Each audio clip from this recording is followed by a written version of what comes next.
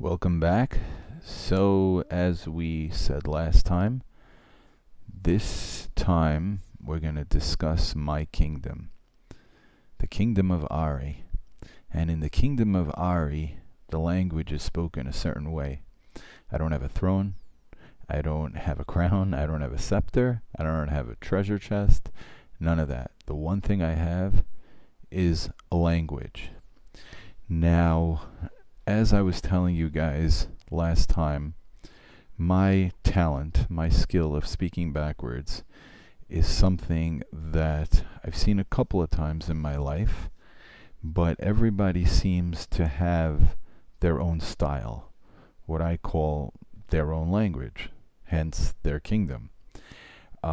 People who can talk backwards in a way that the tune comes out backwards. If you were to play it backwards on like if you play it on a radio, you record it and then you play it back, it'll come back exactly right. As I gave the example, silly, elis, right? Whereas me, I say the word backwards so that if you were to write it, it would write properly. Silly, yalilis. And so therefore, if a guy like that and a guy like me were to have a conversation, well, it would be like two different kingdoms, two different languages. I wouldn't understand the word he's saying. He wouldn't understand the word I'm saying. Just like you guys probably wouldn't understand the word either of us are saying. So it's very, very important to understand the rules. The rules are very simple. I'm going to break it down to you. When people hear that I can talk backwards, the first thing they say to me is, "Ooh, I could talk backwards. How do you say race car backwards?" And I say to them, "Rakaser." They say, "No, I got you. Race car backwards is race car." But you see, that's not true. Because race car is two different words. And a C at the end of the word, every time, is pronounced ka. So race car, if it were one word, would be race car. But race car, since it's two words, would be car, rak, and race, aser. Race, car, rak, aser. So there's a bunch of things like that. Another example I give is what I call clumping, right? If I were to speak backwards in Hebrew, it would be very different than if I speak backwards in English, because Hebrew is what I call a clumping language. My own definition. You won't see it anywhere else. What do I mean? Okay, let's take the word sun, shemesh. So most words are made up of letters that are made up of clumps of letters if you were to translate it to the English language. Maybe that sounds a little confusing. So let's take the word shemesh. Sh is SH or SHE.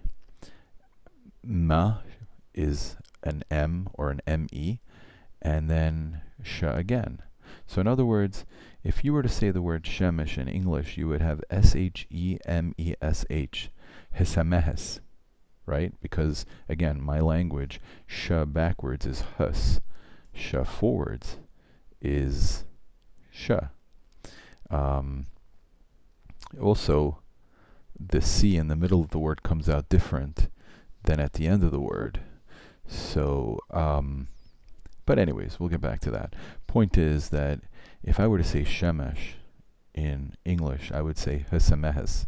If I were to say shemesh in Hebrew, I would say shemesh, because those letters are actually clump letters. They kind of go against my rules, but that's how I would have to say those words since they are Israeli Hebrew words. What else can I tell you? That's pretty much the two main basics, is that, or three. Number one, I do it as the way you'd see it written. Number two, when I'm doing other languages that have what I call clumped letters, it'll sound different. And also, things like a C at the end makes the whole tune different. So like chair would be rayahas. All of a sudden it becomes like an S. So just for a little fun before I let you go, and then next time I'm going to show you guys how to test me, and how to be tested once you learn this skill. And that's going to be a fun one, a real fun one. Let's go over a couple of words. It's windy outside. Edais tua yedidneu site. Take the time, write that down, write it backwards if you can, but even if you write it forwards, right? It's windy outside. Edais tua sidineu site. Got it? Write that down, pause it, rewind. Test me. Test me. Imtesat. I know what I'm doing. Genuud maitawa wonk I. You can test me on all these, you'll see. It's pretty freaking cool. But anyways, like I said, next time we're going to show how you can test me. And there's a couple of ways. It's really fun. Even if you don't have a pen and paper around, there's always a way to test somebody who claims they can talk backwards with my skill of, again, not the tune, but the actual writing, right? Like writing gnitaru, right, would be what the other person who does it by tune. Writing by me would be gnitaru. Writing gnitaru. Anyways, yanea. I'll see you guys. Siag oi isalai. Take care. Arekakate. And have a good one. And wa dug e eva dene. Bye. Bye.